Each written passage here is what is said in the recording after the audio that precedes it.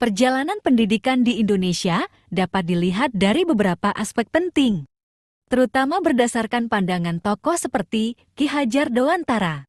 Pendidikan di Indonesia pada awalnya sangat dipengaruhi oleh sistem pendidikan kolonial Belanda yang bersifat materialistis, intelektualis, dan individualistis.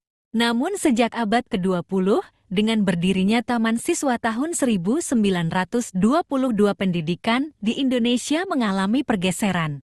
Taman Siswa membawa semangat kultural kebangsaan dalam pendidikan yang bertujuan mencerdaskan intelektual.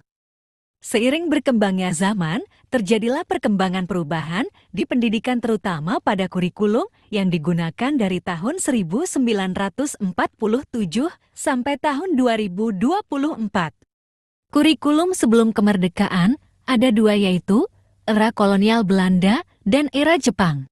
Era kolonial Belanda tahun 1800-an hingga tahun 1942. Pendidikan di Indonesia dikelola oleh kolonial Belanda, tujuannya mencetak tenaga kerja lokal yang dapat mendukung administrasi kolonial. Era Jepang tahun 1942 sampai tahun 1945.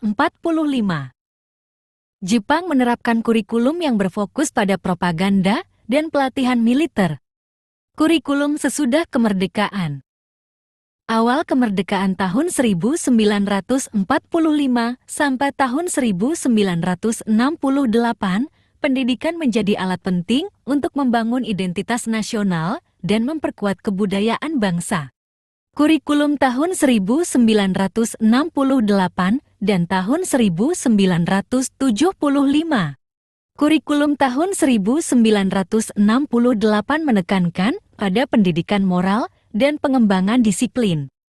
Kurikulum tahun 1975 memperkenalkan penggunaan satuan pelajaran terdapat materi, tujuan, dan metode pembelajaran.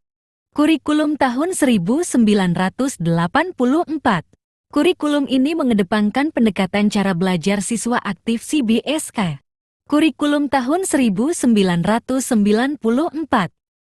Kurikulum tahun 1994 bertujuan menyeimbangkan antara aspek pengetahuan, keterampilan, dan sikap.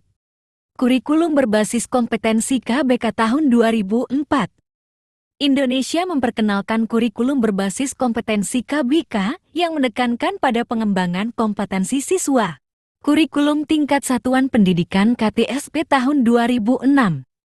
Pada kurikulum tahun 2006 ini, guru memiliki kebebasan lebih besar dalam menentukan metode dan materi ajar.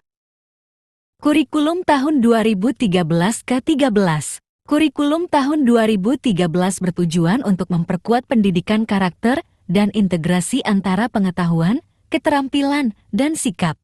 Merdeka Belajar tahun 2020 sampai dengan sekarang.